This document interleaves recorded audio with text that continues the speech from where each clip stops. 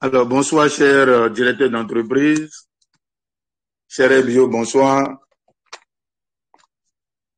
Alors, ce soir, il va s'agir de parler encore de notre belle activité, celle que nous menons depuis quelques années, quelques mois, en partenariat avec Forever Living Products. Alors, au niveau de toute activité que l'on mène, il y a l'aspect visible et l'aspect invisible. L'aspect visible, c'est les différentes rubriques, les différentes tâches consignées dans le plan d'action qu'on doit suivre pour réaliser, pour atteindre un objectif. Mais l'aspect invisible, c'est les compétences que l'on a, c'est l'engagement que l'on a à poursuivre avec détermination, qui reste encore un aspect invisible, la persévérance, la ténacité, l'intégrité, la persistance, la constance dans l'action, la discipline. Voilà autant de valeurs qui vont soutenir l'exécution du plan d'action que l'on a sous la main, que l'on doit exploiter pour atteindre son objectif.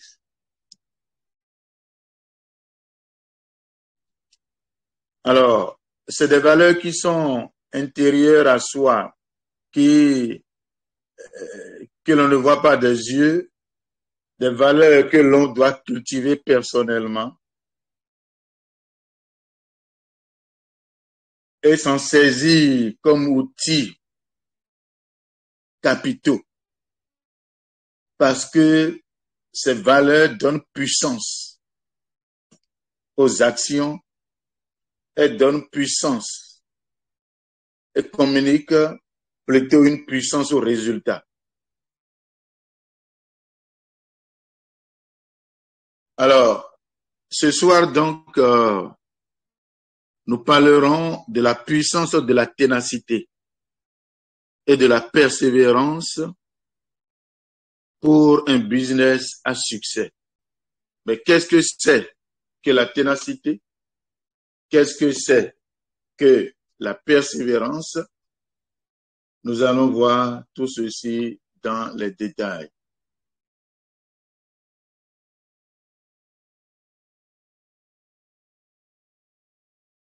Alors, nous revenons encore au point de départ. Le point de départ qui est comme une puce accrochée à notre vie, qui signale notre position en matière d'enthousiasme et de détermination, qui nous aide à déterminer notre degré d'engagement. Il s'agit de la vision. Par rapport à la vision que chacun s'est défini en début d'année, où en est-il? À quel niveau se trouve-t-il? Pas seulement en matière d'accomplissement, mais surtout dans l'attitude que l'on a vis-à-vis, que l'on adopte vis-à-vis de la réalisation de cet objectif-là. Au fur et à mesure que que les jours passent, les semaines passent, parce que quand vous quittez Cotonou pour Parakou et que vous avancez vers Parakou, vous ne vous éloignez pas, vous vous rapprochez de Parakou. On vous éloigne du point de départ et vous vous rapprochez du point d'arrivée. Pour nous aussi, là, pour le voyage dans la conquête de ses rêves, de ses objectifs, Où en suis-je? Est-ce que je vois cela de plus en plus clair? Est-ce que mentalement, je m'éloigne vraiment de ma zone de confort, devenir inconfortable, pour appréhender, saisir l'environnement que je désire et dans lequel je voudrais me retrouver? Est-ce que c'est plus visible à mes yeux? Est-ce que c'est plus visible, plus convaincant, plus rassurant que je me rapproche? Ou bien que la visibilité devient de plus en plus floue? Parce que on peut être en train de se rapprocher de Parakou en quittant Cotonou. Et si un brouillard à cause des effets climatiques surgit, il y a forcément que la visibilité, la voie sera obscurcie, embrouillée. Est-ce que c'est le cas pour moi? Si c'est le cas pour moi, qu'est-ce qui peut représenter ce brouillard-là? Qu'est-ce qui peut représenter ce brouillard? À vite le déterminer. C'est pour cela que dans ces voyages, dans la fabrication des véhicules, la majorité sont munis d'anti-brouillard. De quel anti-brouillard je dispose pour éclairer la voie. Éclairer la voie. Et tout ça encore, c'est des valeurs internes en soi. C'est des valeurs qu'il faut développer pour y arriver. Alors, je voudrais vous raconter une petite histoire. Elle me paraît importante.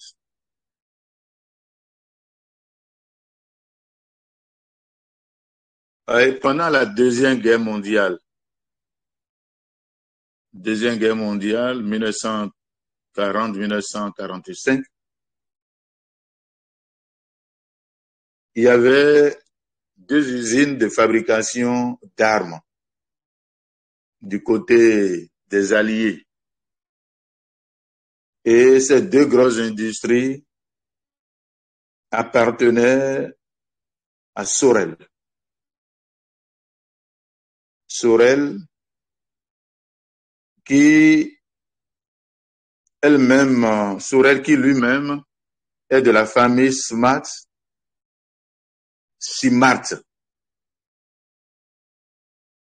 Alors, ils sont 4 frères. Ils sont 4 frères qui se sont lancés dans cette aventure de fabrication d'armes. Alors, bien longtemps avant 1940, c'était autour de 1930 qu'ils ont commencé. Ces 4 frères-là ont commencé cette aventure-là et ont créé ces 2 grosses entreprises, sociétés de fabrication d'armes.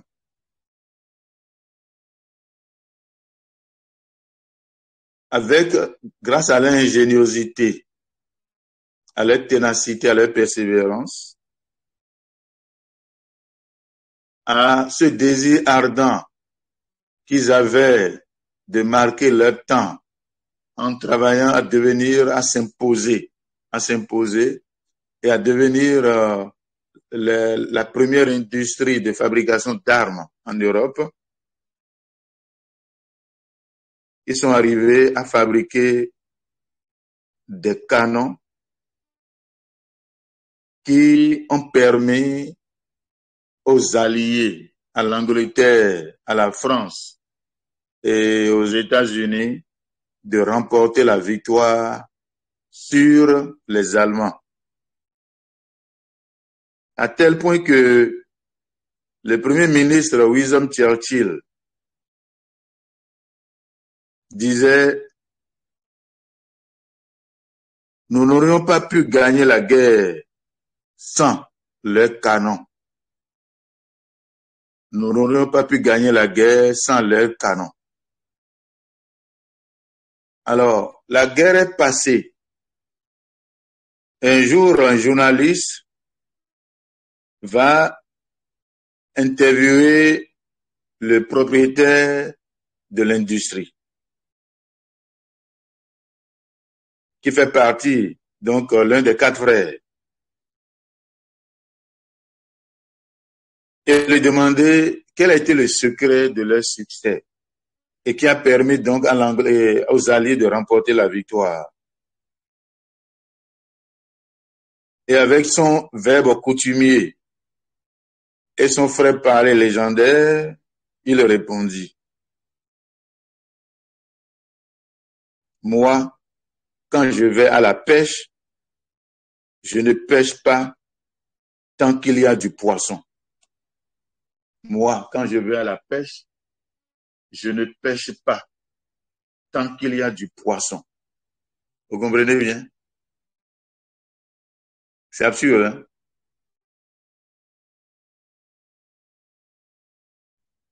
Alors, l'expression, ou ce qu'il veut dire par là, c'est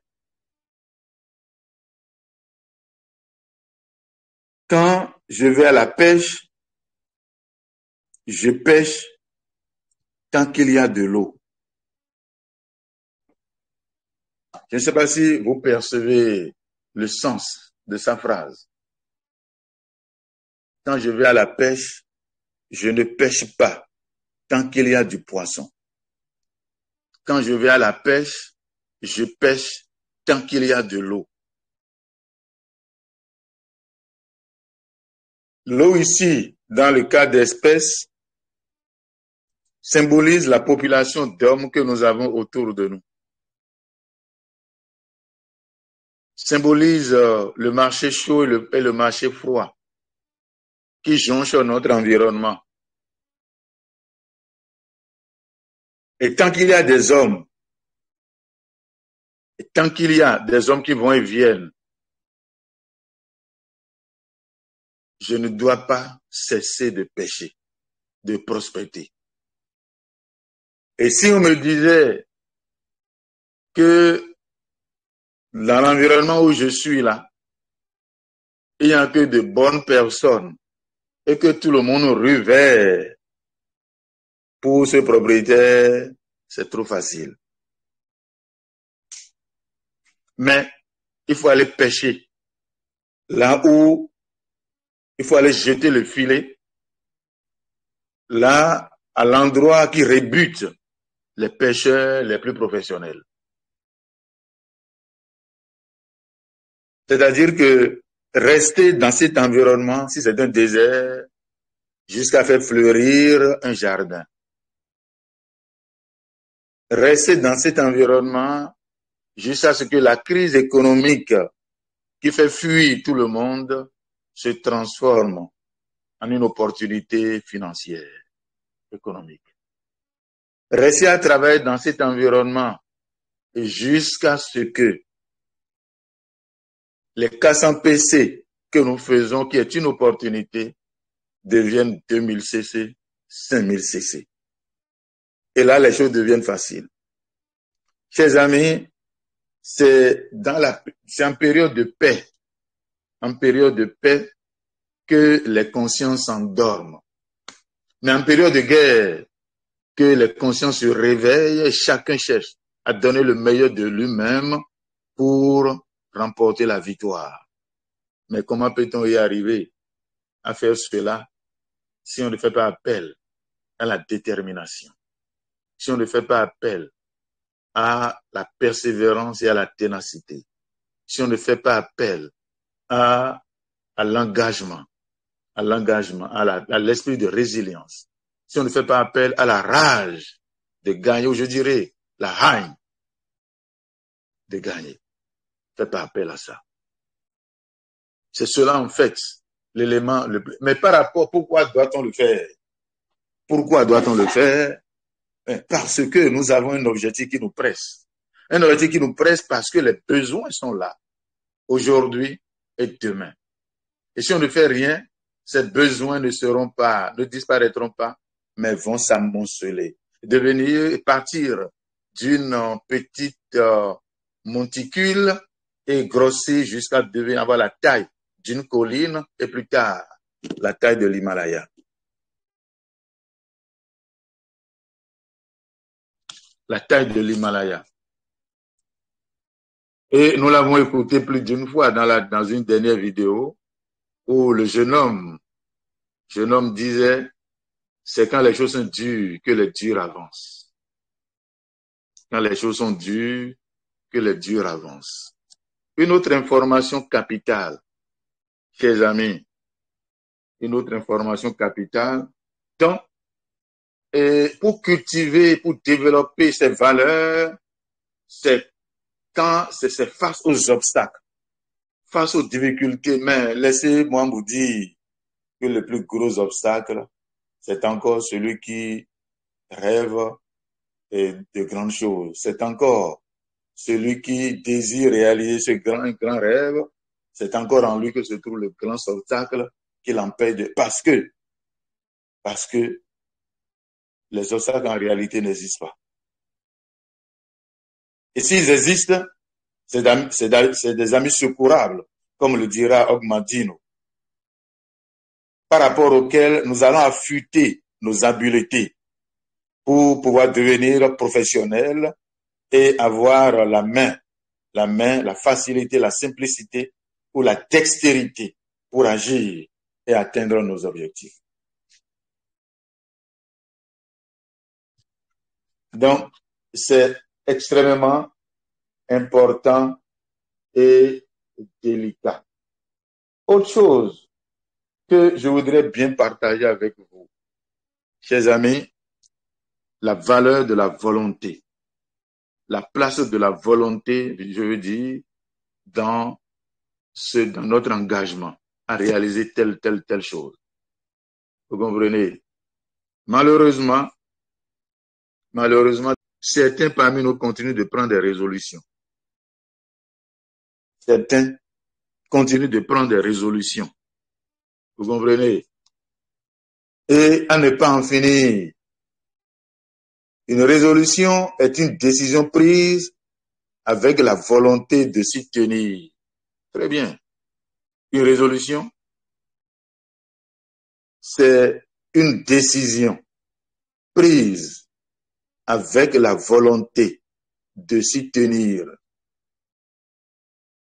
Avec la volonté. Notez bien la volonté. La volonté.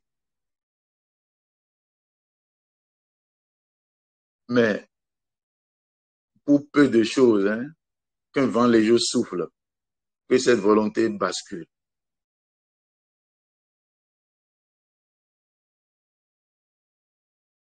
Parce que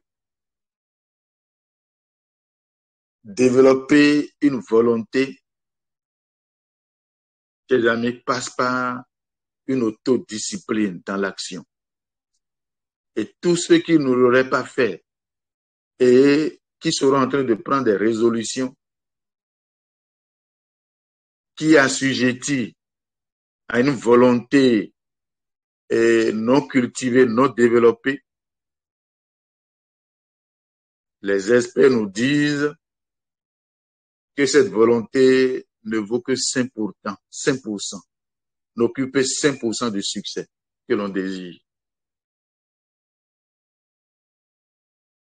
Tant que cette volonté n'est pas devenue une volonté de fer ou de diamant, ce n'est pas évident.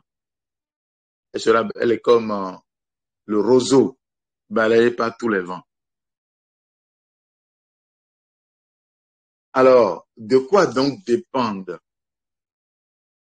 le succès? Deux choses essentielles. Deux choses. Nos habitudes et le subconscient. C'est tout. Nos habitudes et le subconscient. Mais concernant les habitudes, je crois que plus d'une fois, on a fait de formations là-dessus. Aucune habitude ne peut s'installer sans un apprentissage, sans une répétition d'action. Aucune habitude ne peut s'installer sans une répétition continue d'action. Et pendant que ces actions sont en train d'être faites, nous fournissons d'efforts. On peut parler de persévérance. On peut faire appel à la persévérance, à la ténacité. Mais si ça devient une habitude, la persévérance disparaît.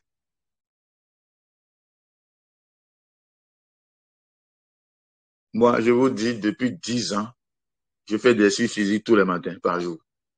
Au départ, c'était avec persévérance, avec ténacité. Aujourd'hui, c'est devenu une habitude.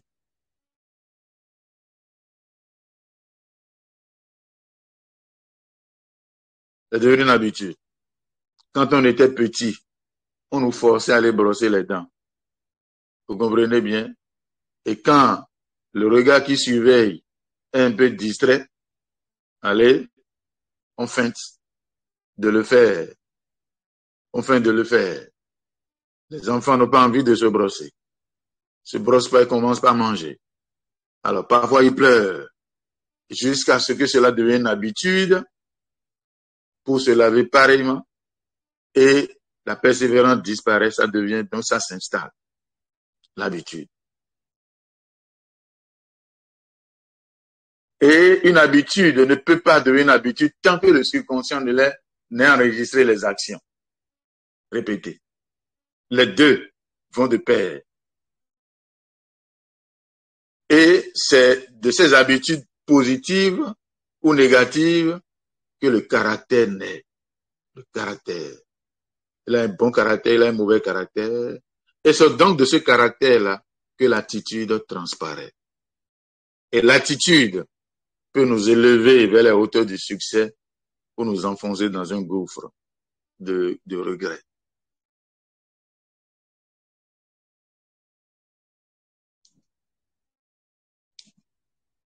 L'habitude. Mais qu'est-ce que nous constatons? Qu'est-ce que nous constatons, chers amis? Malheureusement, pour avoir fait 1, 2, 3, 4, 5 actions qui n'est pas aboutie, une succession d'actions qui n'est pas aboutie, vous comprenez, on abandonne. On commence, même si physiquement, on n'a pas abandonné, intérieurement, on aurait déjà démissionné. C'est trop difficile. Trop difficile.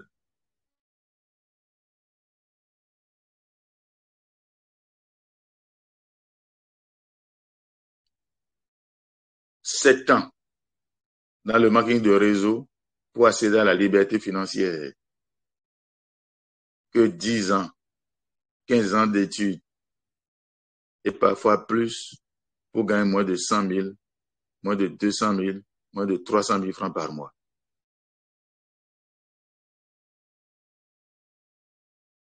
10 ans d'études, ça fait même pas. Pour le bac, ça fait combien? 10 plus 7, ça fait 17 ans, 18 ans d'études. Pour obtenir un diplôme qui n'a pas valeur d'argent. Pour obtenir un diplôme qui ne vous garantit rien d'avenir certain. Et c'est à partir de là maintenant, pour ceux qui veulent s'arrêter là, qu'on se débrouille pour courir dans tous les sens, pour parfois décrocher un travail pour lequel on ne s'est pas préparé pendant les 18 ans là.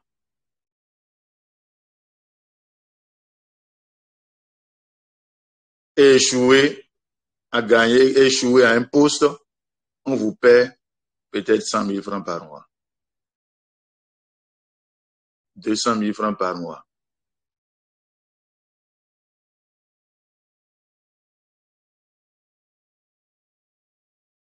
Les habitudes.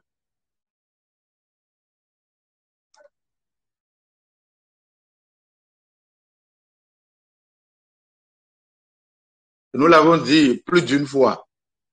Plus d'une fois. Définir ses rêves et les écrire. Les écrire. Les écrire.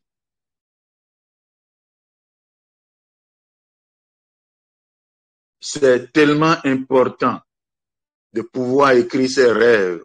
On l'a défini, l'a dit, c'est ce que, pourquoi? Parce que les hommes à succès, là, c'est ce qu'ils font.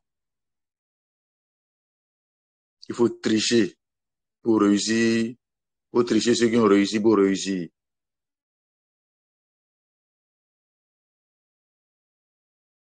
Deuxième élément, définir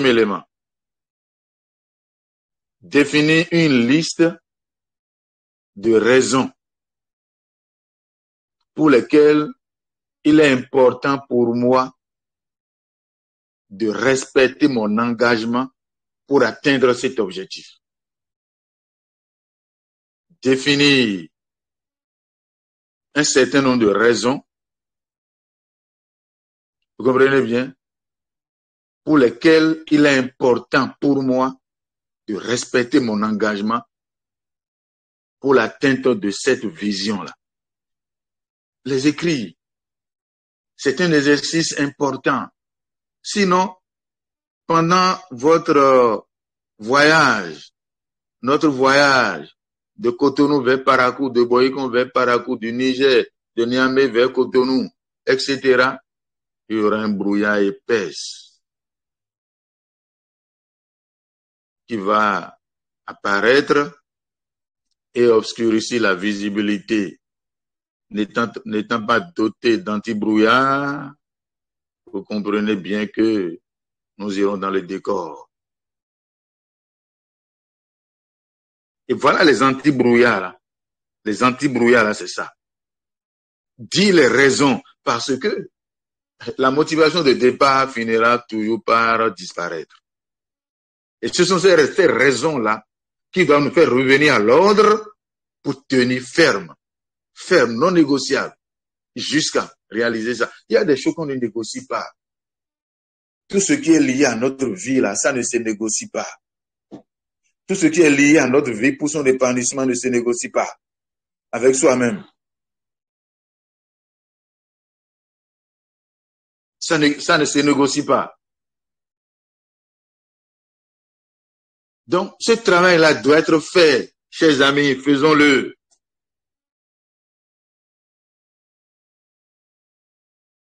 Définissez les raisons. Définir les raisons pour lesquelles je dois tenir ferme dans mon engagement jusqu'à le réaliser. Vous comprenez? Et si il faut que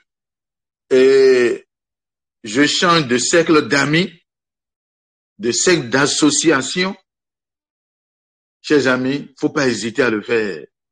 Parce que l'environnement également influence. À écouter tout le temps, Forever, j'avais déjà fait une fois, ça n'a pas marché. Forever, c'est trop cher. Forever, dans cet environnement, mais tu vas t'empoisonner pour rien. Parce que les paroles ont leur puissance. On veut te détruire là. Détruire et te faire revenir à rester comme eux. Mais ça, c'est facile, ça. Ça, c'est facile. Tu entends ça tout le temps dans la journée, la nuit, mais même dans ton rêve, ces paroles résonnent. Résonnent fort, très fort. Et comme toi-même, déjà, tu rencontres des difficultés, tu finis par épouser ça. Et le subconscient te dit que c'est vrai. Ce qu'ils ont dit là. C'est ton parrain qui ment. C'est ton homme là qui veut profiter de toi. Vous comprenez? C'est extrêmement important et délicat. Et pendant donc l'exécution de cet âge, mais forcément, je dois rencontrer des difficultés parce que je suis en train de passer par une période d'apprentissage. On l'a vu en début d'année, l'autosuggestion. Jusqu'à ce que cela devienne une compétence, une habileté. On l'a vu dans les formations. Vous comprenez? C'est pourquoi chaque pas que je fais pour avancer, je dois définir, je dirais, un élément de gratification. Un bravo à me dire, Si j'aime la bière, par exemple, si j'aime ce que j'aime là, je dois une autosatisfaction, une auto-célébration. C'est pour cela que Forever a institué ça. Célébrer ceux qui font des fois pas d'un niveau inférieur à un niveau supérieur, ceux qui font les KCC, etc., etc. Célébrer les petites victoires. Et ne jamais, jamais abandonner son engagement. Surtout, voilà ce que je veux dire, surtout à faire exactement les mêmes choses. Là, c'est la constance dans l'action. À faire exactement les mêmes choses tous les jours, à la même heure. Mais scientifiquement, c'est démontré que quand on le fait pendant 21 jours, ou au plus tard, durant 4 semaines, cela devient une habitude dont on ne peut plus se passer. Cela devient une habitude. Et ça, je crois que c'est le fondement, le socle de ce que de ma communication ce soir. Prendre du temps, programmer là, et faire la même chose à la même heure pendant 3 semaines.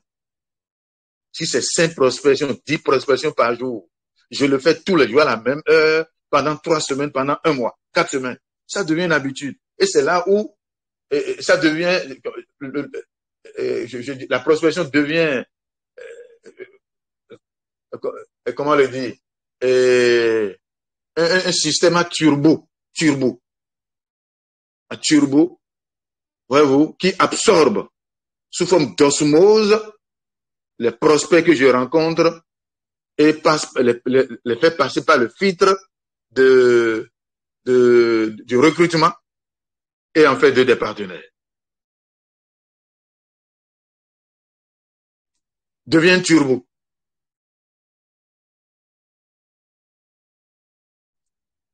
Mais s'il n'y a pas de pourquoi définir là, les raisons définies par rapport pour lesquelles mon engagement doit être fermé, tenace, ce n'est pas évident.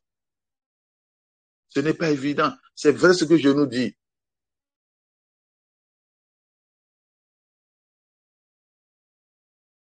Il faut être en train de répéter ça, en train de répéter pour que ce qu'on aurait oublié revienne à la surface, on se rappelle, qu'on reprenne, continuer la route parce qu'on n'a pas appris ça à l'école. On a appris à disséquer les grenouilles qui n'ont jamais servi dans le marketing de réseau, qui n'ont jamais cherché, qui n'ont jamais servi en business. Vous comprenez? On a appris à disséquer les grenouilles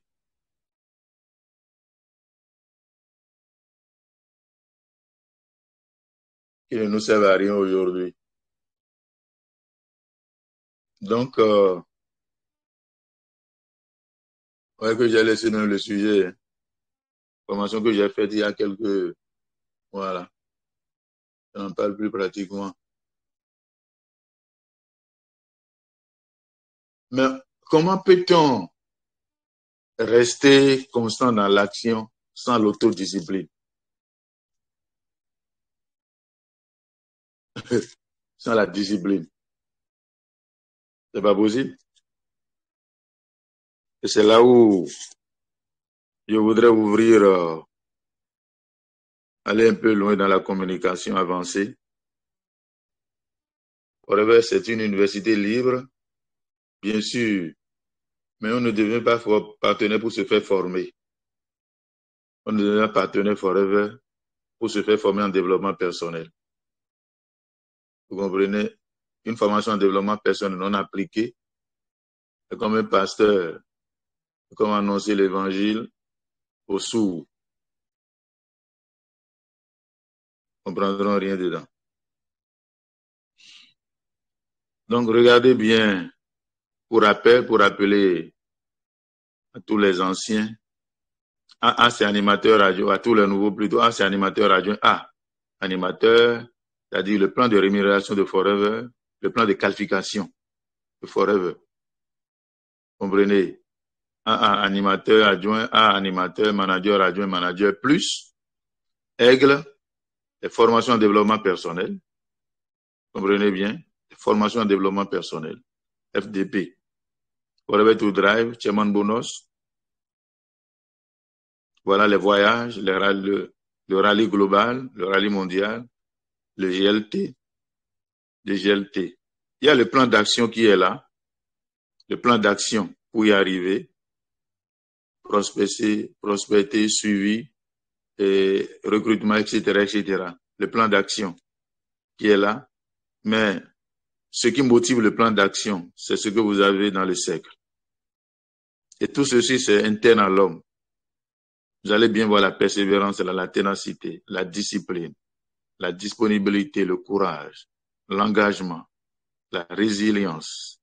Vous allez voir la confiance en soi, l'endurance, l'empathie et la passion pour ce que l'on fait, la reconnaissance, avoir l'esprit enseignable, etc., etc. C'est des valeurs qui sont gratuites, mais forcément cultivées pour le succès. Je voulais parler de Michael Jordan. Michael Jordan, c'est ça. L'autodiscipline.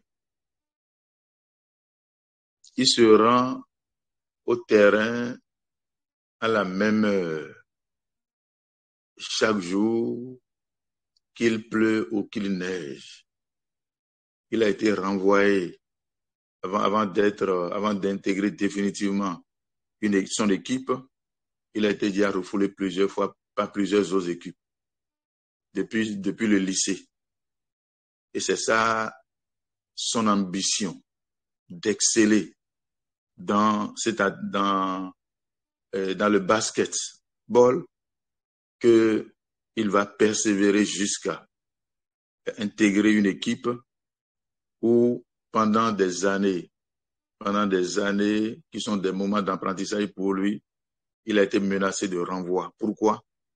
J'ai raté 9000 tirs dans ma carrière.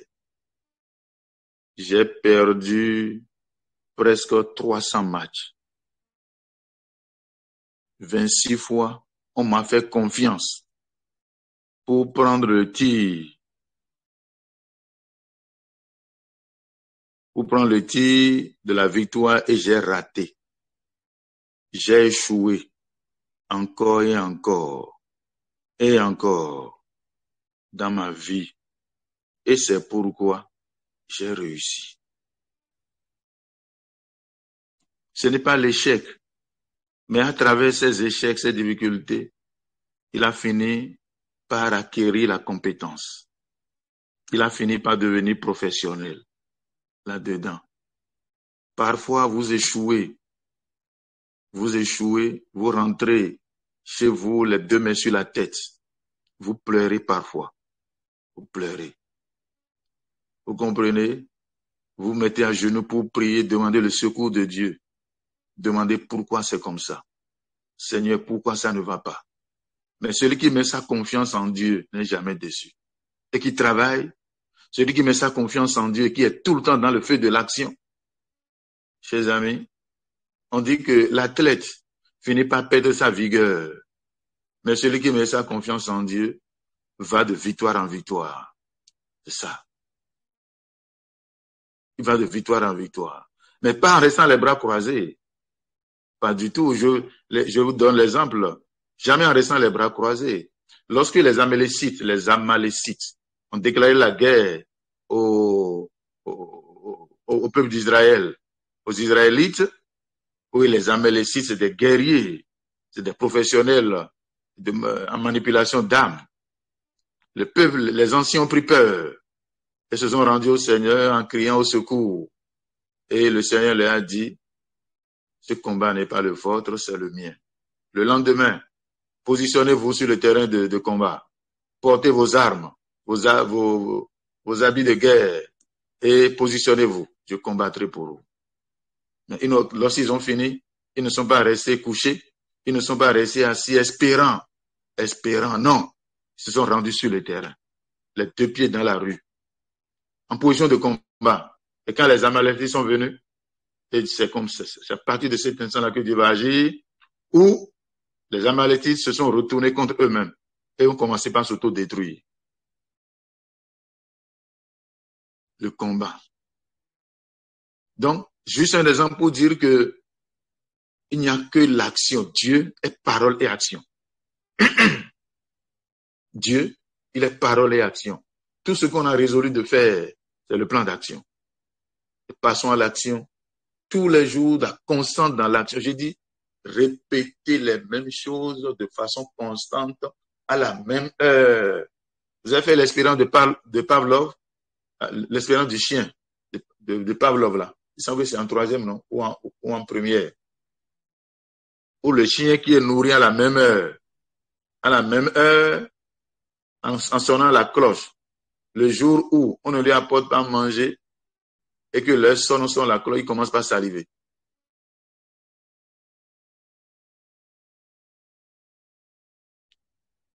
Je peux résumer les leçons que ma vie m'a enseignées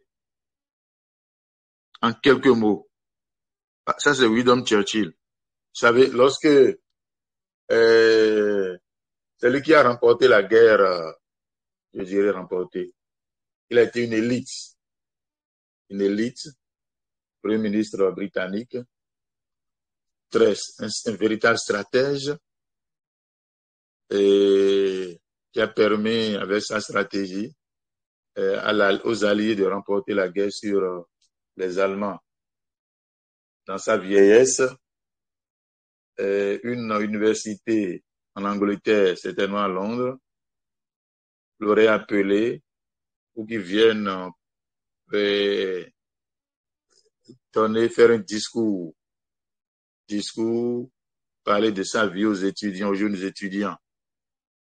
Winston Churchill, marchant titubant, s'appuyant sur sa canne, debout sur le podium surélevé dans un amphithéâtre, dans un amphi, avec une voix forte, légendaire. Voilà ce qu'il dit. Un seul mot, tout le discours qu'il a prononcé là. Je peux résumer les leçons que ma vie m'a enseignées en quelques mots. C'est tout ce qu'il a dit. Ne cédez jamais. Jamais. Au grand jamais.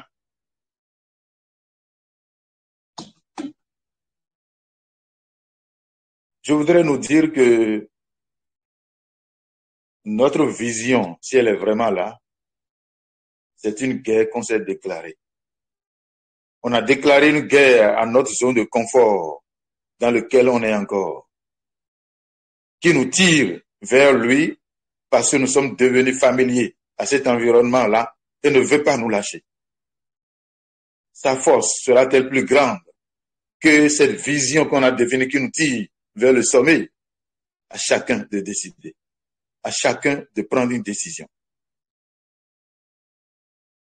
Et sachant que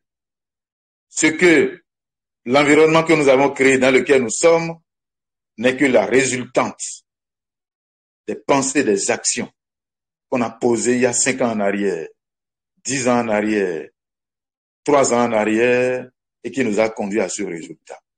Et s'il nous est vraiment inconfortable, mais nous sommes familiers à cet environnement-là. Vous comprenez bien, c'est facile de se complaire. Hein? C'est facile de se complaire. Vous comprenez, végéter dans cet environnement qui finalement va devenir un environnement médiocre. Mais la force qu'il déploie, chers amis, est aussi puissante que celle de notre vision qui nous tire vers elle. Et nous sommes le seul juge qui doit décider et donner raison à l'un ou l'autre. À l'un ou l'autre. C'est pourquoi l'autre dira, si tu décides, si tu dis que tu peux, tu as raison. Et si tu dis aussi que tu ne peux pas, tu as aussi raison. Vous comprenez? Tout dépend du choix qu'on en fait. Tout dépend du choix. que l'on a fait. Alors, pendant que nous sommes tirés vers à rester dans nos zones de confort, mais est-ce que nous avons communiqué assez de force, assez de puissance à notre vision pour qu'elle nous attire, nous tire vers elle, pour qu'elle nous tire vers elle.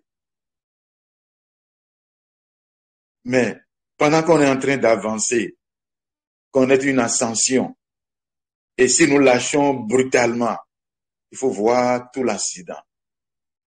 L'accident, la gravité de l'accident, comme une pierre qui tombe dans l'eau, dans un puits, il faut voir tout le bruit. Et l'eau qui jaillira, le nom de personne qu'elle éclaboussera. Mes enfants, mes petits-enfants et des milliers autour de moi qui sont à l'ombre de mes bras que je ne vois pas.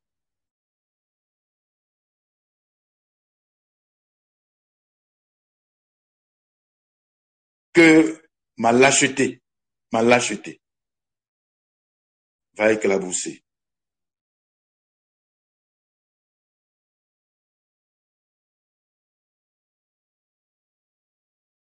La discipline, c'est la liberté. Le chemin vers la liberté.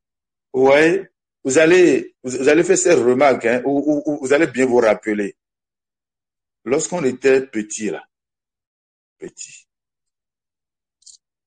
et que on nous offre des cadeaux que nous apprécions. Si c'est par exemple un cadeau de repas ou de bonbons, de yaourts, de ceci ou ça, vous comprenez, qu'est-ce qu'on fait très souvent? Si vous vous rappelez bien, on ne le mange pas de sitôt, hein. On va le cacher. On va le cacher. Et très souvent, c'est le repas qu'on n'aime pas là, que nous mangeons le visage renfroigné, la mine renfrognée. Et ce que nous aimons, on va cacher ça. C'est quand on aura fini de manger ce qu'on n'aime pas, qu'on va se régaler avec ce que l'on aime, mais de façon appétissante. On le coupe en petitement, pour que ça ne finisse pas vite. La dégustation. Vous comprenez? Tous, on a pris par là, sans savoir que c'était l'autodiscipline, ça. C'était de la discipline. C'est-à-dire que ce qui est difficile, il faut l'affronter pour se régaler demain. Il faut affronter ce qui est difficile aujourd'hui. Le repas qu'on n'aime pas, cette habitude, et aller balayer, faire ou je ne sais pas quoi.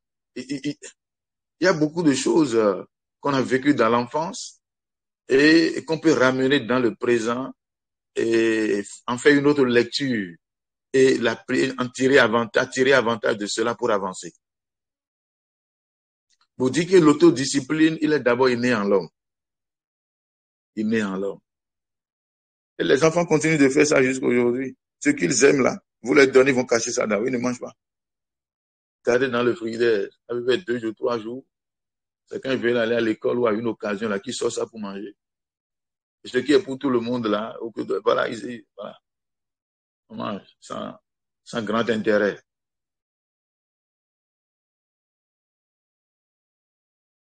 Vous comprenez? Pour dire que ce qui est difficile, le plan qu'on a défini, les sacrifices qu'on doit faire, c'est amer. Comme un enfant, c'est ça qu'il faut abattre d'abord. Et quand on l'aurait fait, vient la résistance, l'autodiscipline. C'est pour cela que l'autre définira l'autodiscipline comme le pouvoir de retarder la reconnaissance, le pouvoir de retarder la célébration, le pouvoir de retarder ce que l'on dit, comment on dit, voilà, le confort, le pouvoir de retarder le confort.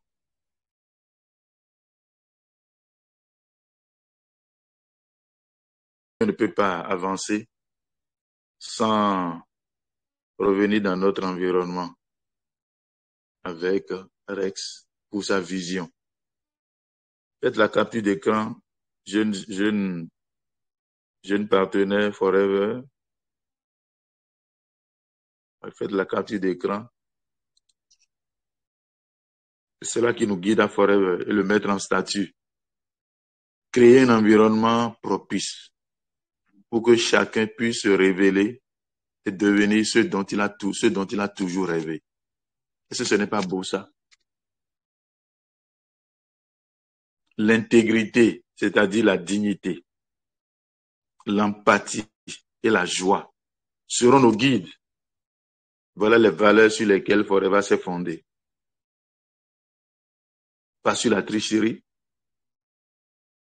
pas sur la fausseté, pas sur le mensonge, mais sur du vrai. Sur du vrai.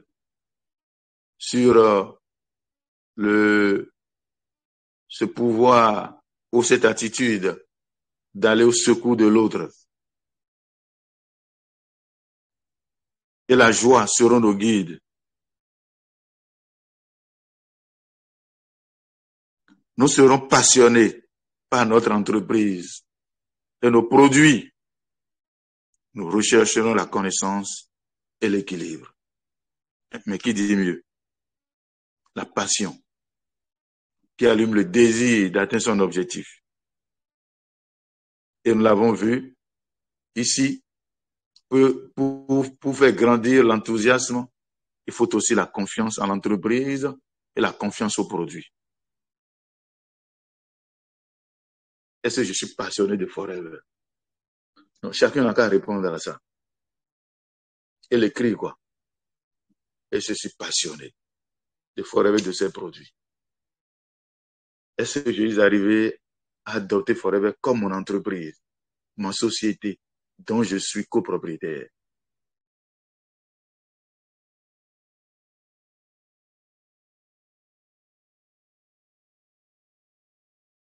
Et si cela est vraiment aussi beau pour moi, pourquoi je ne me presse pas d'aller dans les rues, dans les coins de la rue, au bord des voies, amener les gens, attirer les gens, dire aux gens, j'ai découvert la meilleure opportunité, venez voir.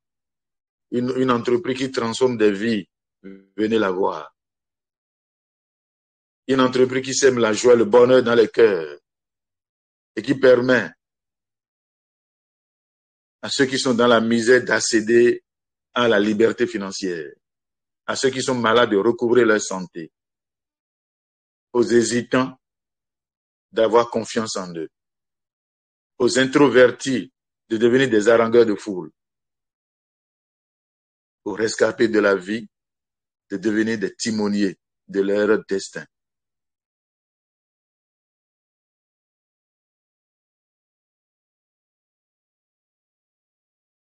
À l'ignorant de s'instruire